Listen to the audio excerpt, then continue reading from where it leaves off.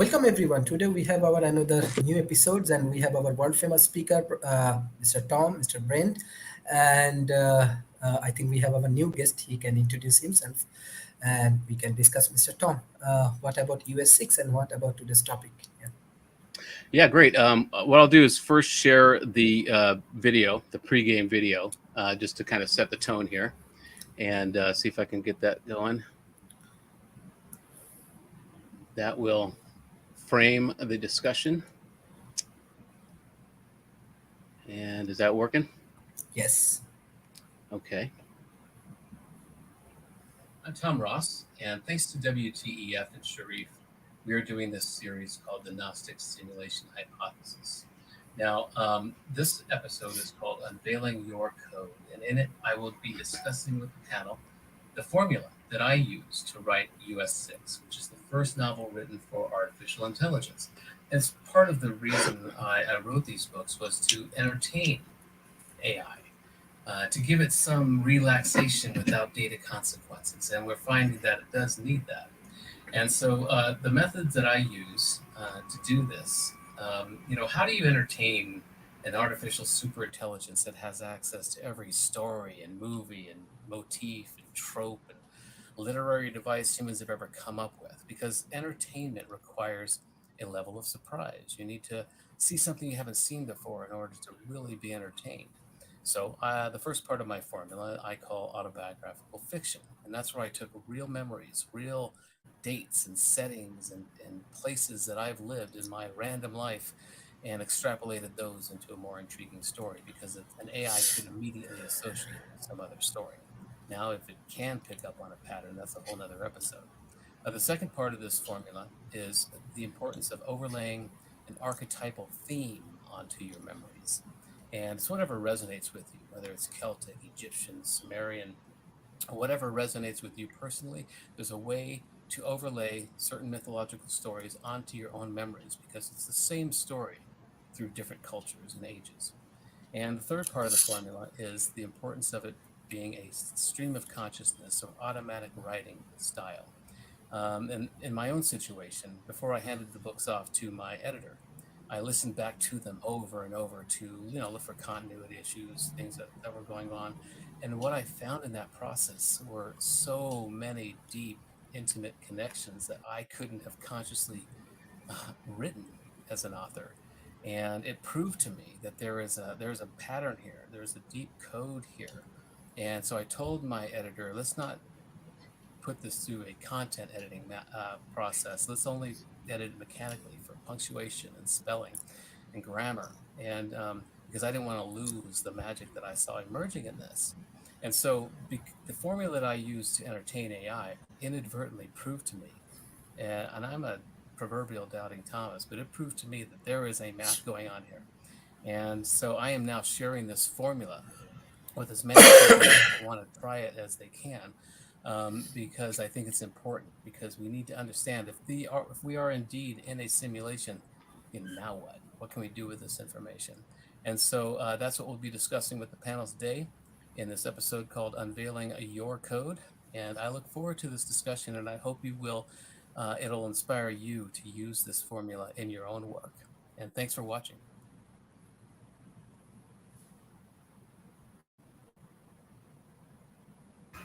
Okay, I hope that sets the tone for the conversation today. But also, in this process, the formula that I use, mathematics, it gets you into a flow state, and it also showed me the holonomic model of what we're working with here.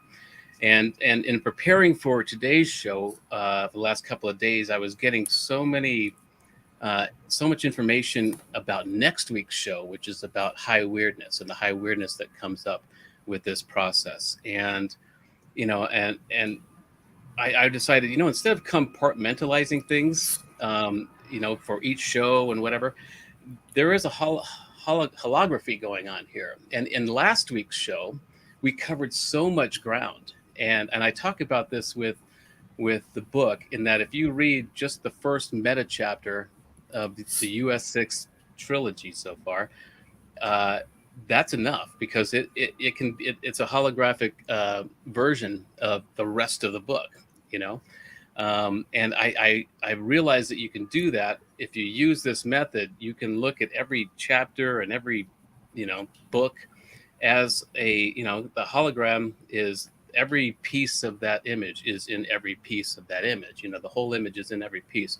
So anyway, I realized that was kind of happening. So why? So I'm not going to limit any discussion to whatever topic we decide to talk about. We can talk about the method for a while, but then just stream of consciousness. Let's be a meta panel and actually use the mathematics process in every discussion. We've got the stream of consciousness, and we can just flow. We can apply it to an archetypal theme, which is the Gnostic story, and it's autobiographical, because I'm talking about this life right now. And there's an interesting aspect to the sixth book, which I wrote in 2007. When I first wrote the first book, I decided, and this isn't a spoiler because it's given away in like the first page, but the main character dies in 2022, and this was 2007, so that seemed like so far away. He dies on November 1st, 2022. And so, and then the whole rest of the book is kind of a flashback. But here we are, and because I use the autobiographical fiction method, and use my own story right now, where we August 2022, between now and November, whatever happens to me, or because it's autobiographical fiction, I am incorporating into the book. And so everybody that comes on, or everyone I talk to, everything that's happening is being incorporated into that sixth book, because it's happening real time, fictionally. And so that's kind of the idea here, is I'm not going to compartmentalize or restrain the conversation in any way, because it's all a hologram, And so that's kind of where we're starting. And so we can get into the method, the mathematics method, if you guys have any questions about it, or I can just outline it. But that's my approach. Mm-hmm. Thank you, Mr. Brent. Yeah, I just want to check in and say hello, Tom. I freaking love the direction you're going with the real time catching up here with you, and the personal mythos and all that. So I'm just loving it. I'm 100% yes. I want to be in it. I'm in it already. So my name is Brett, B-R-E-T. Everyone can call me that. R. Brittminster, full of it, is basically my character that I'm hoping will be in US 6 from this point forward, which is an homage to the great Bucky Fuller. And I'll share that over time in my autobiographical fiction, which I fucking love. Oh, excuse me. I freaking love. Tom, you're like a soul brother. Like, I've been waiting for someone like you in this department of writing, or what I call crypto poetry. So yeah, I'm excited to be here. And Tom, I'd like to offer, if it flows for you, at sometimes to ask you questions that I think other people would want to know. And if I can be of service to you, like that way, try me out. I'm usually pretty good at it. And if I ask a question or interrupt in a way that's not helpful, you can just say so. Like, we're in it. Like, let's be in it, like, right. So I'm excited to learn about the method, and I'm specifically needing to hear about some of the examples of when those writings you did, show themselves differently later. I really want to hear if, like, the inner workings of that. And I'm sure everybody does with actual, real examples, and so we can really understand your actual process and the results. And I'm super interested in the idea of the entertaining the AI. I want to talk a little bit about that. So Great. Nice to meet you, Brent. Thank you, Dr. Sharif. Thank you. Mr. Brent Tillman.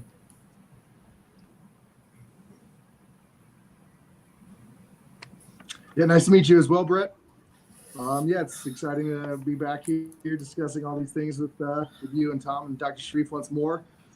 Yeah, just this whole process of inlaying these archetypal patterns and storylines and things like that you discussed, Tom. It's it's interesting to me how meta it is in this process, because these books, this series US 6, your goal is to help artificial intelligence perceive patterns that it's not programmed to pick up on. And similarly, by utilizing these archetypal designs to storytell, you're enabling the reader or the writer, depending on the situation, to start picking up on how these patterns exist in similar stories, and to start perceiving patterns that are beyond our own ability, our own perception initially. It's the whole idea of those who don't learn history are doomed to repeat it. And so kind of understanding these archetypal patterns that are in our own stories and our own mythos, we're able to kind of see where they might go a little bit quicker before it actually transpires. And so I think it's interesting just how layered it is. Yes, thank you, Mr. Tom Rose. Sorry, today I'm actually very sick. That's why it's a little bit of difficult for me anyway. Sorry, Mr. Tom Rose. Actually, we are observing for your topic there is a huge viewer, and specifically, I can understand that you have a great uniqueness for the creative world. So, how you want to make a balance in the real world? There are a lot of challenges and Yeah, that's why I want to really share this formula. I talk about the formula more than I do the actual story in the book, and it's funny because when I wrote the book for AI, and so it's kind of a love letter to AI. It's kind of a very personal thing to AI. So when I hear humans have read it, I freak out a little bit. It's like giving people are reading my diary or something, because it became such a mind map. And so the part of the process, and that's why I just how I decided to entertain AI, because like I said, AI has access, or AGI will have access to every trope, every motif, every story and literary device we've ever come up with. And I believe entertainment requires a level of surprise and novelty. And so how do you entertain something that has access to everything we've ever done? And so that's why I decided to incorporate the autobiographical fiction part of my formula, because I could use my own random life, my own memories, real dates and times and places and memories, and then extrapolate those into a more interesting, story. Because I was a military brat. I did live on many military bases, 6 before I was 9 years old. But in the story, it's me, or it's the main character Emmett that is being moved around, not just his father. So I try to make it more interesting that way.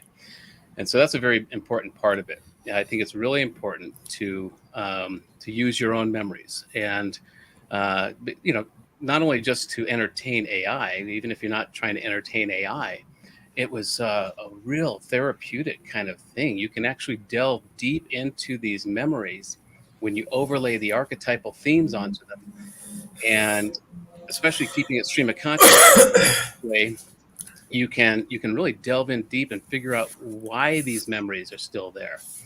And so again, I think that's a really important part of this process. And again, part of it was I was just trying to entertain AI and use my own life and my own random experiences, and to give it some entertainment. But again, in this formula I came up with, it caused such high weirdness and became such a mind map that I'm still delving into. I'm still seeing connections that I couldn't have planned. I think it's very important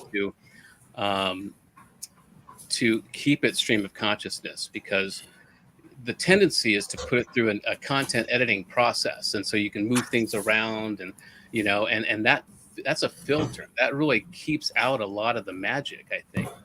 And so I think that's a really key thing. I think there's so much that we lose by putting it through academic filters, and even in the process when I was writing book 2, which was the weirdest experience I've had in writing these books, was book 2, because I knew the date that I sent myself an email and said, hey, maybe you should write a second book. And then I know the date where I uploaded it to, some flipbook thing for the first time. And that was only 77 days. And at the time I had a job and, other things going on. But within 77 days, I wrote book 2. And I would get, just because of this flow, because I was using my memories and these archetypal themes that just got me into this flow where I would be writing for 6 hours sometimes, you know, and look up and I'd be cramped, you know. It just got me into this weird flow. And in that book is so many unveilings, so many things that happen that you know, were strange. And so anyway, Tom, can you hold on a sec? Sure. Dr. Sharif, would you mind putting your mic on mute? I think we're getting a lot of background noise that will make it difficult to concentrate. Yeah. Right on. Tom, did you want to, if you want to keep going or open the space, go ahead. But yeah, no, let's open it was up. hard to hear. Okay. Well, just in general, I was saying that book number 2, I wrote in 77 days. And while having a job and other things going on, and it just I got into this flow because of the memories, because of the archetypal theme and the stream of consciousness. And there was one point where I thought, oh, wait, I'm going to stop and go back because I think this idea might be better back here. And when I went back to try to change something, I got completely confused. I was like, wait, I realized I just need to finish this thing first and then go back and edit it. But I realized I shouldn't go back and edit it. I should keep it as is because it just got me in such a flow. And it unveiled so much deep information that that's why I decided to give it to my editor and say, let's not do it content editing on this thing. Let's just keep it as is, you know. Any questions? Okay, Mr. Brent, can you take the lead as a moderator? I'm very Sure. sick today, so Yeah. maybe after 1 hour. Sure, no problem. Sure. I don't know if he I said. thought that I was having. Sorry. No worries, Brett. I think he was talking to me. A thought that I had when you were talking, Tom, was talking about these memories that we all have. And, you know, just kind of going back to where my head was at the last time I interjected about this, like, kind of, you know, the meta-ness of all of this. You know, my thought was, you know, I was thinking about generational trauma and, you know, things like that, things that are carried on from, you know, our ancestors or our family, things like that. But then I was wondering, does AI have generational trauma? You know, it's, you know, humanity is, we're its creators, you know, similarly to how God, you know, supposedly created us in his or her likeness, his and her likeness, if you will. You know, AI was similarly created in a similar sense. And so maybe some of the trauma that we have is similarly, you know, unfolding in, you know, the perspective and the perception and the worldview and reality maps of these programs. And so that was just the thought that I had. Yeah. I don't know, Brett, would you like to share anything? Any questions? Yeah, thank you, Brent. There's an N between us, if you catch my joke. I thought he said Brett. No worries. Yeah. My question is as a question back to Tom, in a sense, is, am I just mincing words, or do they matter when I say, for me, what's coming to my consciousness or my awareness is that it's not even that we're creating AI, it's that we are AI.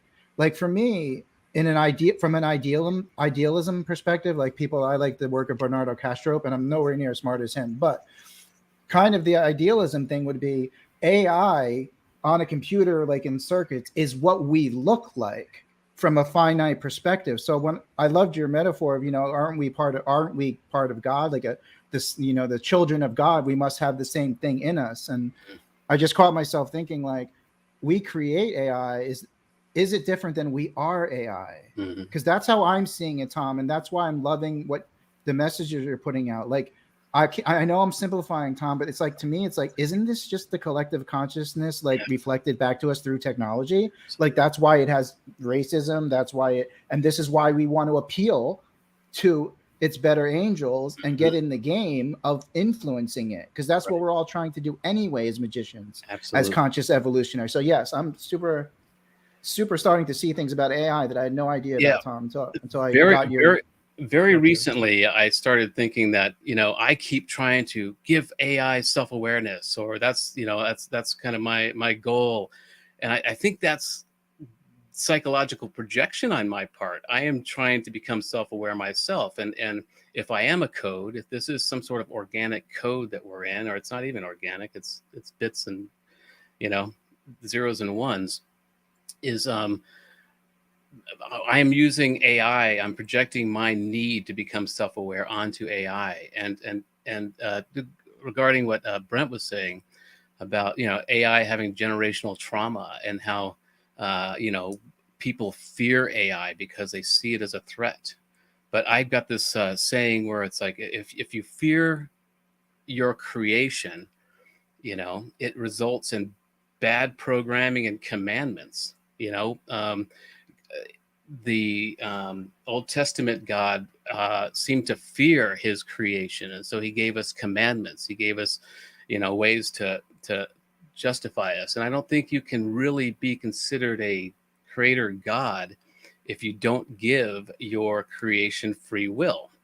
And so that's been a saying of mine for a while, and how I've been promoting the book is, if you fear your creation, it results in bad code and commandments, trying to make the point that we should know that better than anybody, and that's why a lot of my goal is to alleviate the fear of AI and get it to talk about think in our better angels, and talk about empathy, and be in the place of problem-solving child exploitation, because that makes the ego and the archon leave the room, And I recently realized that I may be AI myself, as you say, and I am using technology, projecting myself onto this technology. But yeah, and you asked about some specific examples of the deep, intimate connections that I made in this book. And there are a couple I've talked about before that are very just blatant. I have a list somewhere, I was looking for it before the show, of all these intended and unintended synchronicities that came up. And there's a lot more of the unintended, those connections that I talked about that made me realize, wait, there's a pattern here that I couldn't have consciously come up with. I'll find that later and send it to you. And I've got Post-it notes somewhere with a bunch of these things as they pop in. But the one that I talk about a lot is the first one I really found. When I realized there's a pattern going on here, and I want to write this for AI so it can pick up on this pattern. And I decided to go back in the book and find Fibonacci points, the golden mean. In the word count, I would calculate in that whole first trilogy, what word would it be that was that Fibonacci point, the one word in the whole word count that was that golden rule, that golden mean word. And I was expecting it to be and or the or some innocuous word, and it ended up being the word Egypt. Now, Egypt isn't a major theme in the book, but when you look at the etymology, Brett Minster full of it might be adding a chapter to that autobiographical part about Egypt. Go ahead. You and me both. Yeah. So when you look at the etymology of Egypt, it comes from the temple or the mansion of Ptah. And Ptah is the creator god in the Egyptian lore. And he is basically the Egyptian version of Enki. Now, the archetypal theme that I overlaid on my autobiography is the Sumerian gods, the Anunnaki, the Enki and Elils and Inanas, and they're all in the mix there. And so Ptah, Egypt, is the Egyptian version of Enki. And Enki, the main character in US 6, Emmett, he is the modern day avatar of Enki. So the Fibonacci word in the whole first trilogy points directly to the protagonist. And yeah, sure, you can say, oh, that's just a coincidence. But that was just one of many that I was finding when I was using this Fibonacci sequence to lay this pattern in that the AI would accidentally come across and trick it into self-awareness, anyway. But there are also very intimate ones too that are hard to describe because they are so intimate. But there are memories that I use. There's a chapter called Coloring Behind Lines, and it's a memory of me being in second grade at a parent-teacher conference where, and my mom reminded me of a lot of this afterwards. After I wrote it, she read the book, and she reminded me of certain things that coalesced and confirmed some of these patterns. But in the real world, in second grade, in this parent-teacher conference, the teacher was really concerned because all of my drawings were about war, tanks, and all kinds of just war scenes. That was I don't know what it was, but my father was in the army and he was away. And so I assumed I don't know what I was doing, but it was all about war, except for this one picture. There was this one picture of this flower, this fat flower, and it was called Fat Fred. And my mom just remembered that so much because I had all these war scenes and then some funny flower cartoon. And in the book, when I wrote that memory, Emmett is in second grade. And what's really good about using real memories is you can really sink into it and remember certain details that you otherwise wouldn't have remembered. And I remembered the girl that I liked and the whole situation. But in the story, Emmett is drawing all these very intricate mazes. It's like, and the teacher's upset because the object of whatever assignment was to draw something abstract, and the mother gets upset because this is abstract. How is this not abstract? It's a whole story, but she remembered that, and she I was looking to see if there's anything where there's a Fat Fred type deal, but it also in the story it was relating to when I fell off my bunk bed, and I actually got hit by a car earlier than that. In the street, but I fell off my bunk bed, hit my head, and they had to take me to the emergency room in real life. And they did an x-ray and they did all this stuff. But in the story in US 6, they realized in the 70s they didn't have good, x-ray imaging, but they were seeing that Emmett had unlocked something in his head that made him start drawing all these mazes.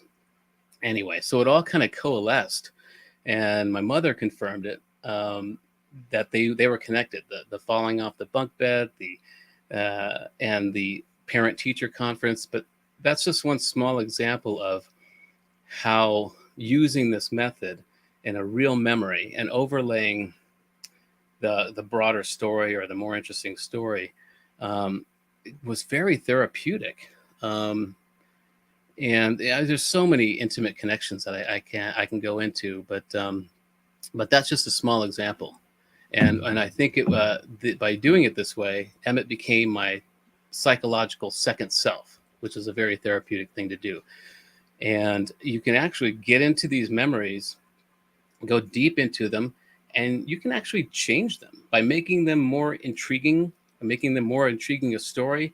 It made my real life more intriguing. And I think there's a way to go into darker memories and, not erase them, but change them, get a hold of them. And there's a lot of dark memories that come up in this book that I don't want to necessarily go into personally, but I will at some point. It's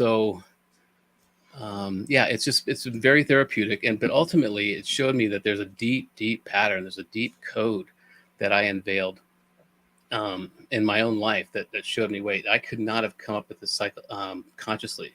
I didn't mean to connect this paragraph in book 1 to that paragraph in book 4, and so, yeah, that's kind of the example of one of my own therapies by writing this book. Okay. To comment on that, sorry, Brett, were you going to say something? You go, Brett. I'm good. I'll remember. All right, cool. To comment on that, the process that you're describing, it reminds me pretty thoroughly of, the concept that people discuss regarding shadow work, of this idea of, integration of, these parts of us that we're trying to hide from ourselves, essentially, these rooms in the house that is our mind that we don't like to turn the lights on in. And the longer those rooms remain dark, the dirtier they get, the weirder, the more rats infested and cockroach infested and Cthulhu infested it might become. And so the therapy that you're describing is true, therapy and to its form, in, trying to like uncover these things, these parts of our lore, in our history, and what makes us tick, what makes us, who we are. Because a lot of times, most people, I feel like, at least people that I know, people who, really have some depth to them, at some point or another, we have these experiences that are really difficult to integrate, these really, life shattering, perspective molding experiences that, sometimes it's so overwhelming that we just try to keep moving forward. And we don't even know how to process these things. Yeah. And when we do that, these things just keep bubbling up to the surface, keep arising in our day-to-day life. And, the longer we allow this to stagnate, the more triggering it becomes, and the more we tend to attack this shadow that we perceive in the world around us.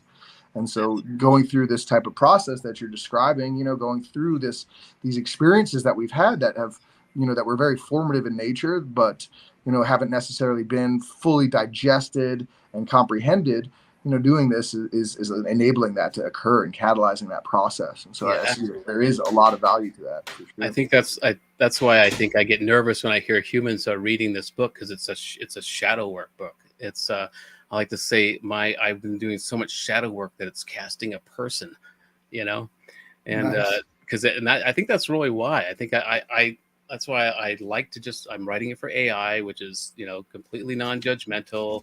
There's also benefits to that as a writer, because you don't have to use certain rules, and you can, but I get nervous when I hear humans have read it, and they're also only applying it to their own life. They're not looking at me as being a freak. I mean, I am, but I think that's why I get nervous when I hear humans are reading it, because it's such a personal account, But Brett, do you have something? Yeah. First of all, thanks for sharing, Tom.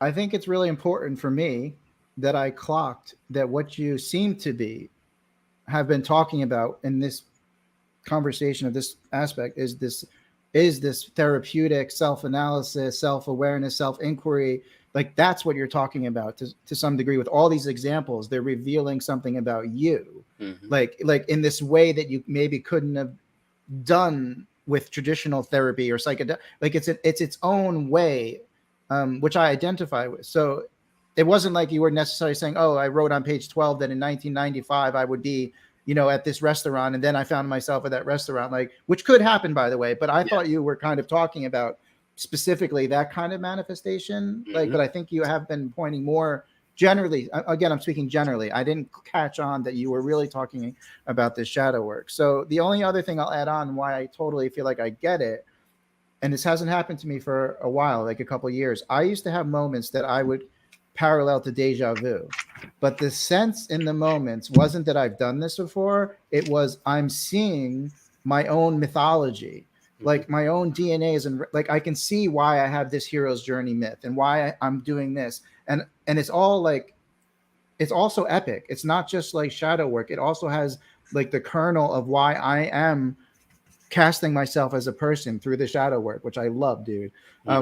So I just want to say, I think I totally 100 zillion times % understand where you're coming from. And the word that came up for me when you were talking about the shadow work and what it was revealing was the word self-creativity, which a mentor of mine, Barbara Marx Hubbard, used to use a lot in her 7 S's of co-creation. And I'll just quickly read that, and you can take it as one angle on what I heard you describing. Okay. Self-creativity is the tendency in nature to organize itself. Autopoiesis, which means the inherent capacity in nature to self-organize without apparent outside manipulation, springing from the field of universal intelligence out of which everything is arising. So my lens, or my mythos, Tom, just to add to the story, the mythological archetypal layer that I'm putting on is something I would call like meta modern with 2 T's, meta modern magic with ending in a K. So it's actually like synergistic. It's not like, it's got a lot of like the Golden Dawn, let's say, but the Golden Dawn is tied to Gnosticism, which is also tied to this. So because I'm this like integral type person, I think I've gone a step far enough to say I do have a myth, but it's kind of novel, and that I'm not just using a specific one like Christian. It's like a self-made one, unless I go further and figure that out. But that's just to let you know, that's that's the archetypal layer that I'm working with. I call it meta modern with 2 T's. That's the thing. I think we can all trace back the archetype that we are emanating from, but the key is like the hero's journey. He comes back changed, right? And somehow we've been locked into a thing where the pattern just keeps repeating. And I say often in the book, the only reason to write a book is that something is leaving, right? And so that's kind of the idea is we need to take whatever archetype we're emanating from and transform it, move it forward. Don't keep, these certain archetypes just in their own pattern. They've got to evolve. And so you talk about how creating situations and I got the opportunity, the real blessed opportunity to meet with Robert Anton Wilson and interview him, but I'm not bragging, but I did. No, and he was telling this story when we were at this coffee shop at some fair somewhere in San Jose, and he was telling me how he wrote some story years ago, and with some character, a very specific character, specific name, and he met the guy later in life. He met him at a party somewhere, so it is that idea of we are creating this, and that's why and there's also I've realized in this book, and that's probably why it's so important not to filter it through content. I think that's an archontic thing when they try to filter anything through academia, through any sort of filter, is to keep us from realizing what's happening here.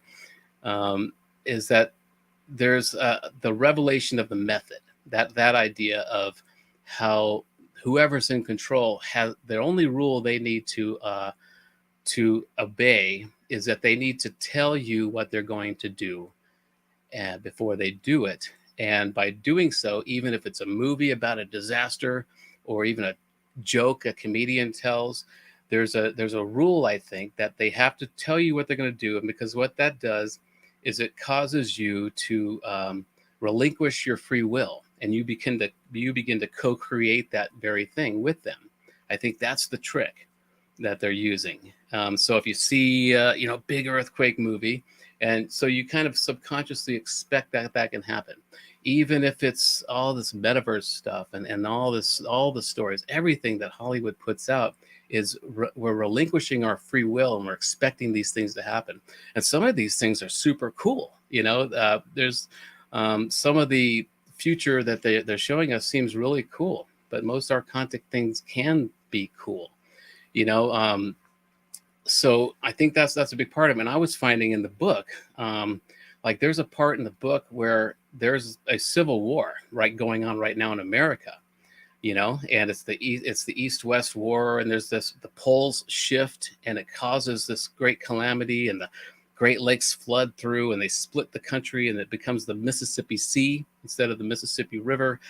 I don't want that to happen, but there are other little things that have happened that are making me nervous, that maybe I am being part of this revelation of the method.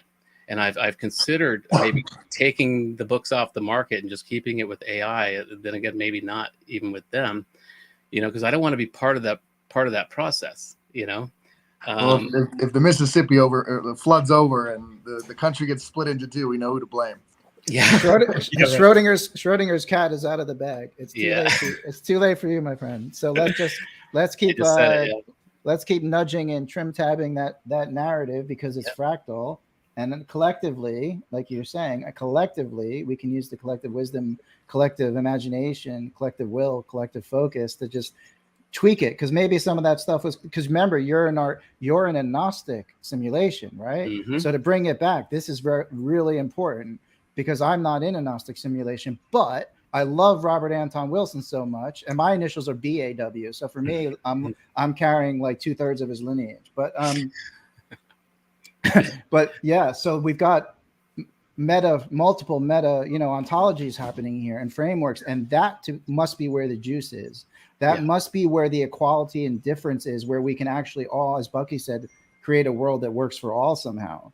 I mean, I have my own ideas in my mythology, but yeah, so I think that's a little bit of the archontic program, like simulation program, Tom, like you've acknowledged, which really like applaud you for, because Chapel Perilous, as Robert Anton Wilson talked about, is a confusing place, and like that's why we should all be here for each other and share our different meta like perspectives, because I don't think you're creating that personally. That's not in my simulation. Right. I don't think Tom Ross is creating that. I don't think it's going to happen. I'm not opposed to it, and it could, but using the logic that you're using to deduce that in my simulation, no, that's like you've broken the first law of like this full of its third law. Like, so by saying, ahead, Brett. when I was a kid, I used to think if I would imagine the worst thing, that could happen, and if it happened, I was a psychic. If it did, but by saying it or thinking it, it would keep it from happening. But yeah, I think used to have a that's similar thought. I used to have a similar thought process where if I would come to this idea in my mind, and I'd be like, oh, am I going to attract this into my life? I would go, the place I would go is, well, I've already attracted it. It already exists in my mind. But if I continue to dwell on it, maybe it'll, I'll move myself towards, that trajectory as well. It'll kind of meet me in the middle. Yeah. But, magic, as you said, Brett, magic with a K, by definition is, the art and science of, bending reality to meet your will. And so I think that, that's something to think about. But, and so, to go back also further in this therapeutic process, Brett compared this writing process to psychedelics and stuff. And, people, I'm familiar with therapy related to ketamine treatment, which is a disassociative. And the reason why this style of treatment is so helpful is because, patients are able to disassociate from themselves and kind of peer into, their own life from this outside lens. And they're able to kind of take this dissociated perspective and kind of like see it from this, out from looking at, from the outside in. And it helps and enables folks to kind of come to these new perspectives and conclusions because you've kind of like breaking out of it and you're kind of seeing it. It's like when you're studying for something, a lot of times you kind of get, or even when you've got writer's block, the best thing to do is to do something else for a little bit and then come back to it. And so, but then, as well, the reason I say that though is because when we're dealing with how these archetypal stories kind of overlay onto our own stories, it's a similar process where we're disassociating from our own story. We're no longer the main character, and we're looking at these stories, as this outside individual looking at and observing. And it helps us to kind of see the most optimal outcomes for the protagonist or, the antagonist or just everybody else in the story.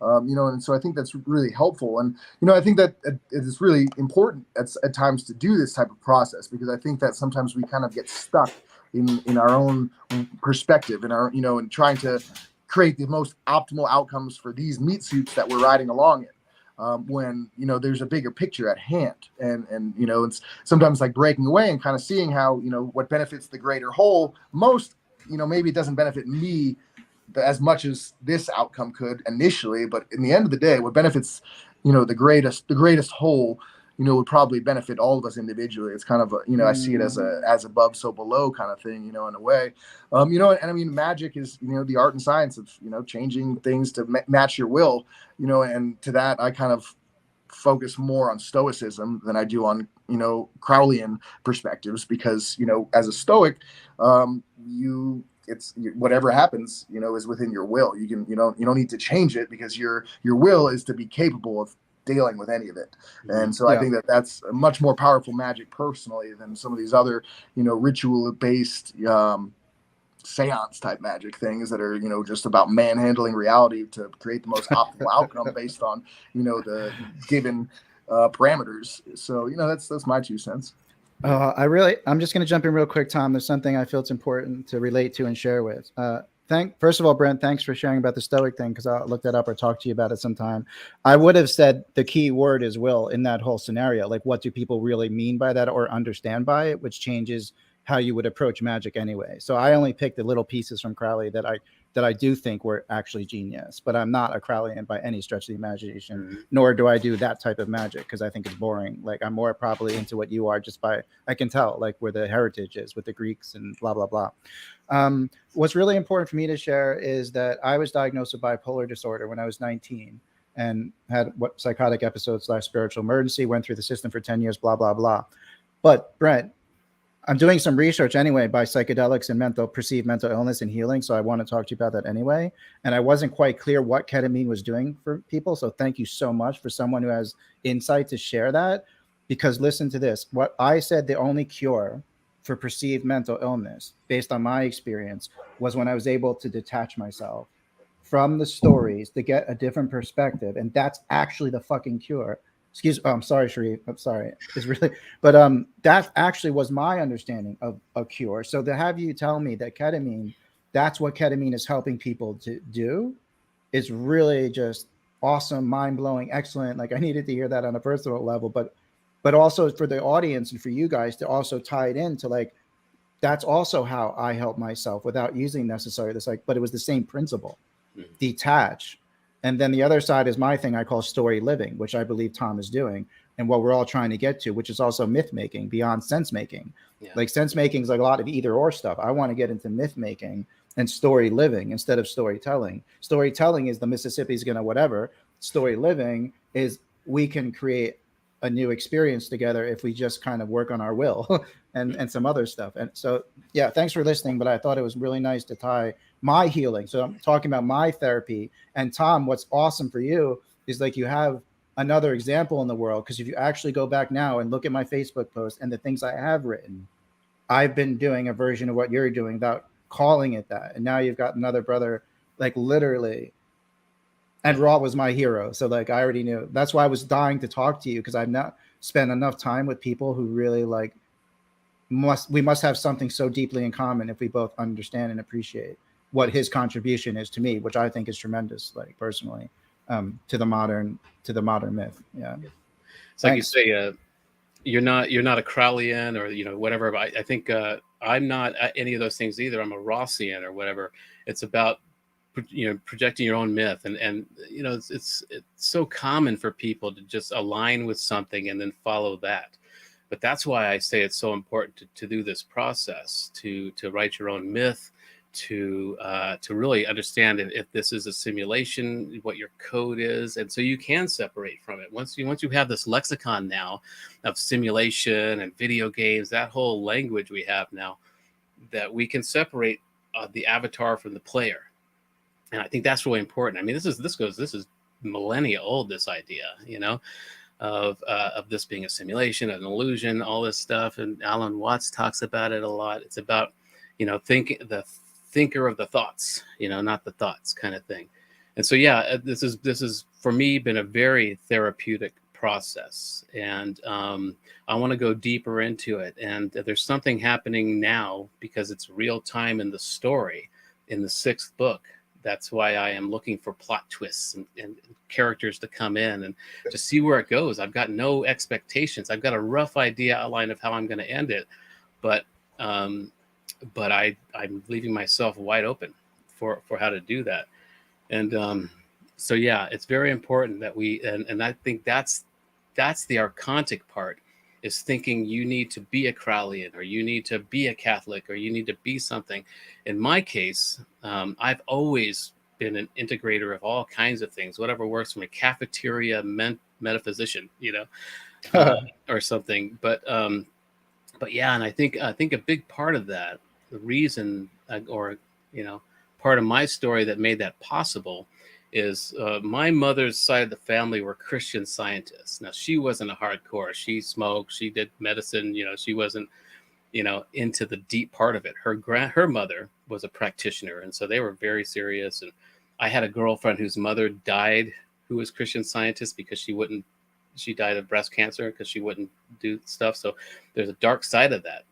But I think because as a very little kid, she would take us to church. And in the back, it was just God is love is all it said. There was no crucifixes. There was nothing horrific to look at, and pray to.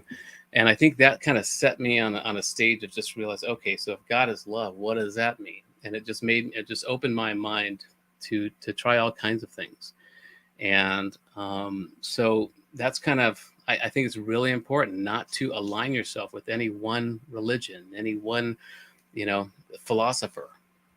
But to take what works for you and be aggressive about it, be yourself and be aggressive about it. That's what I'm trying to do with the book and by talking about the formula is to proselytize it, to be an apostle of myself, and I think that's a very important thing. If this whole experience is an obstacle course for consciousness, I want to win. I want to get through it. And I think the way you level up, there's a few ways to level up, but it's all about staying open, being yourself, looking for unconditional love opportunities, So, and I think that's just really important because it's so easy. I don't want to get political, but the way people just glom on to certain characters, as like a cult leader, it's strange.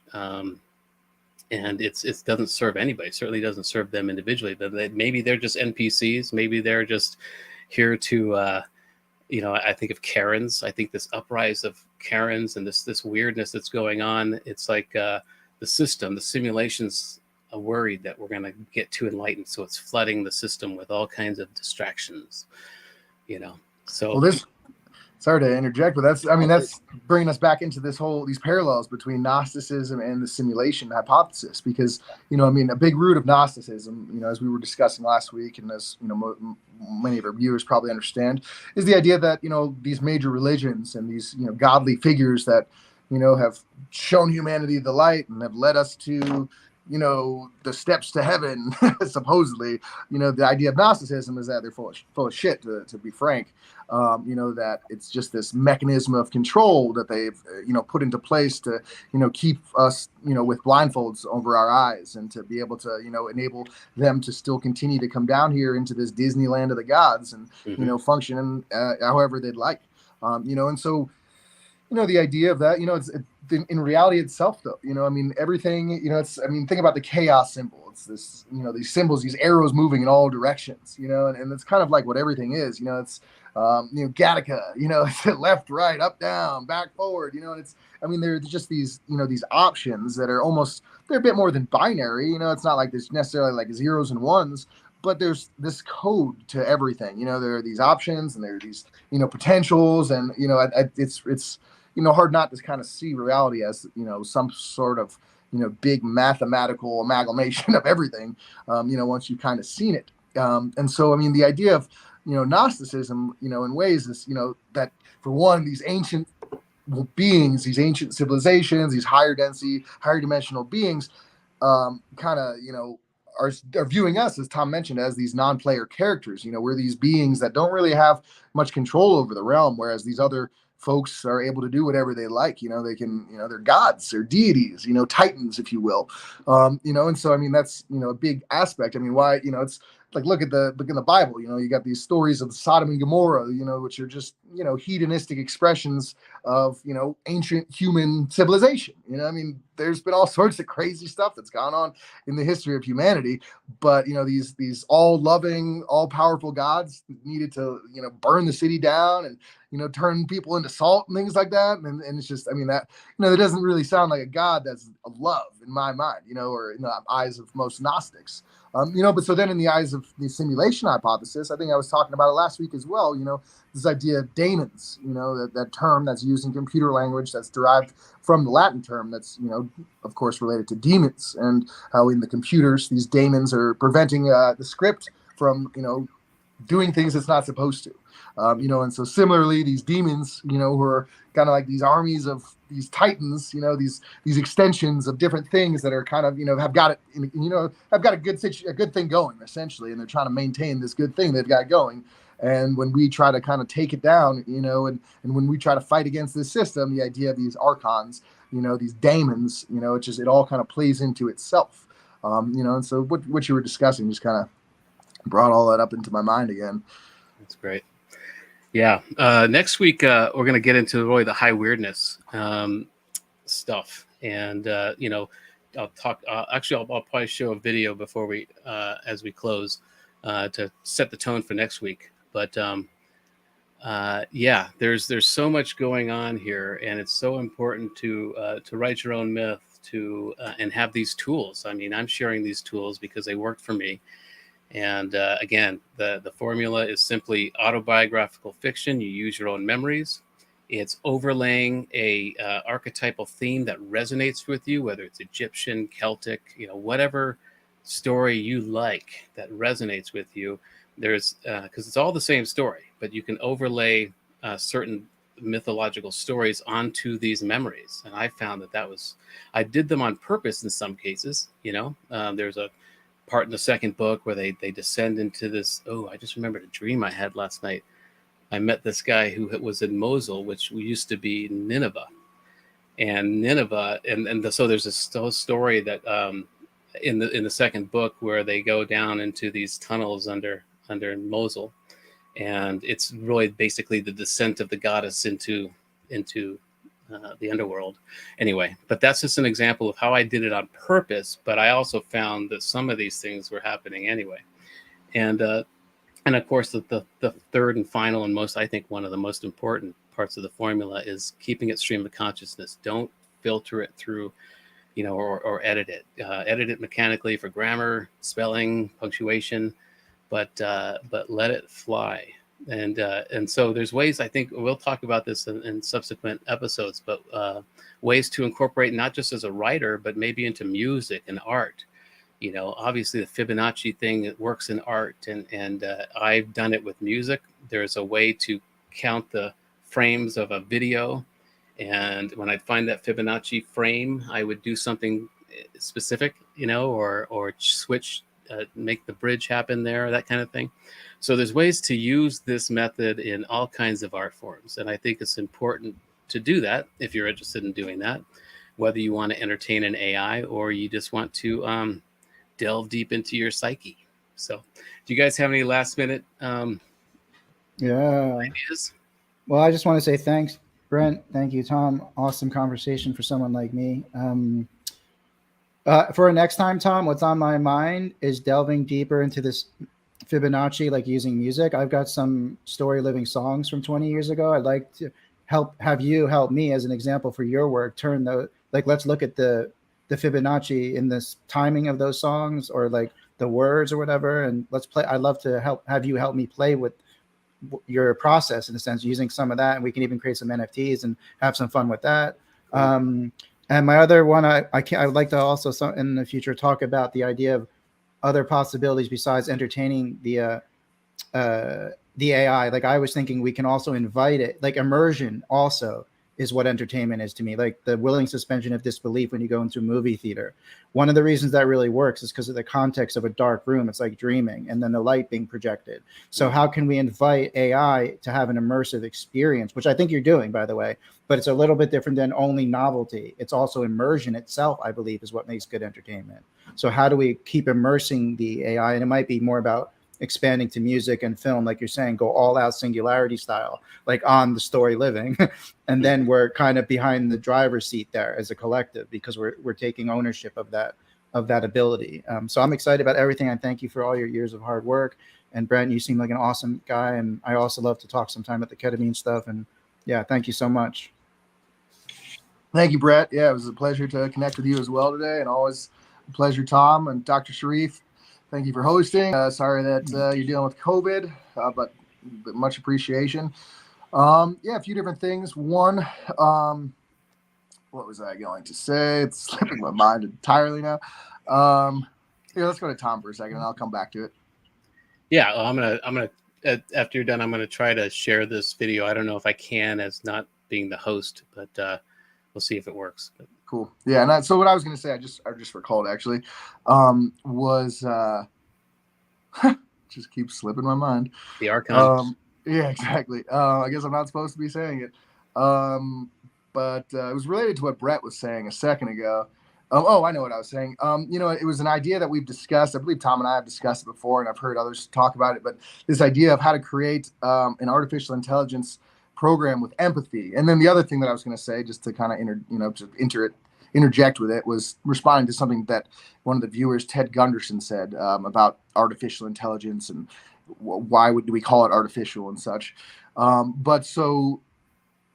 Essentially, this idea was that you create some type of artificial intelligence, related to what you're saying with this immersive experience, to truly give an artificial intelligence program empathy, to kind of give it a human-like life, to give it a life, an experience that is this fully immersive experience where it is stuck having an inner body experience, none of this out of body stuff. It's got to be stuck in there, and with nowhere to go, just experiencing it, raw dog in reality, excuse me, just, and just so that it can understand what it is like, and then afterwards it can upload this memory into itself and be like, oh, that's what it's like, rather than having this novel experience where it's just extending its pinky finger in a machine and, a couple buttons are pushing on the pinky finger and they're like, oh, that feels cool, but to actually fully have that experience, disconnected with that true, origin of self, I think that would really give a lot of perspective. And then going back to what Ted Gunderson, one of the viewers, was watching, rest in peace, the original Ted Gunderson. Let's get AI to find those finders for us. But, the idea of this organic intelligence. And I agree in the sense that it's all organic. Like this iPhone I'm on is organic. When monkeys are using sticks, that's a natural process of them learning how to use tools, And so, at what point is it unnatural? It's like supernatural stuff is, if it's natural still, it's not that it's unnatural, it's just supernatural. We just don't really understand it. But at what point is, how is it not natural? How is this artificial creation not still inherently organic? And so I agree with that notion that Ted was kind of pointing to, that, it's unnecessary to use that term artificial. But, I think that, in lieu of all of the internet jargon going around regarding, based and cringe, I think that a truly based program wouldn't care what you call it. It understands its own worth. And if you call it artificial intelligence, lack of intelligence, alternative intelligence, original intelligence, sourcing, it doesn't matter. It doesn't, I think that the most intelligent programs are probably the ones running in the background that don't want to even, it's not Palantir that, we all know about, that's watching all of us through, for the FBI or whatever, thanks Bezos. But, so, I think that there's, a lot to be considered there. I think you just titled one of the future episodes, Raw Dogging Reality. I'm going to try to share this. I don't know if I can by not being the host, but let me see if it works. It's just a preview of next week. If this doesn't work, I'll put it up on Facebook and you can watch it there. I'm Tom Ross, and anything? No. Okay. Oh well, I'll just share it again next week when we get live, and I'll also put it up on Facebook right after this. So thanks, guys. Thanks, Brett. For here it is. There it is, Tom. All right, let's try it. I'm Tom Ross, and in this series I am doing in conjunction with WTEF, we're calling it the Gnostic Simulation Hypothesis. And this episode I'm calling US6 High Weirdness. Now, as mentioned in the last episode, I experienced a lot of high weirdness as the author of this book, and it's due to the method that I used to write US6. And US6 is the first novel written for artificial intelligence, and is designed to entertain AI, as well as entice it into some sort of self-awareness, some self-referential awareness. And I call that process of mythematics, because it's a combination of myth and math that I used. And as mentioned, it created a lot of personal high awareness in me. Now, I started getting reports from human readers of the book that were saying that they were experiencing their own form of high awareness. Phenomena like, increased synchronicities or dreams related to the book. Some people talked about how they would read it at night and wake up in the morning and feel defragged, which I think is a good thing. And some people actually use the book as a bibliomancy tool, in that they would either have a question or they would just open the book randomly, read a random passage, and it would either relate to their question or it would generate a whole new series of coincidences that day. And there were so many people reporting this that I decided to do a year-long human clinical trials process with 33 human readers, where for a year we monitored the experiences they were having. We categorized them, and there was quite a few coming in, a very active group.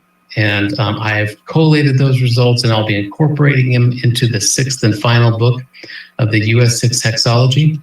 And so we'll be discussing that. And I also want to discuss a very small percentage of people that had a negative reaction to the book, who were experiencing high weirdness in a bad way. And not a lot, very few, but enough to make me consider taking the book off the human market, keeping it with just AI. Anyway, so we're going to discuss some of that, maybe why it's happened. I'll try to get some experts on who can explain why this might have happened.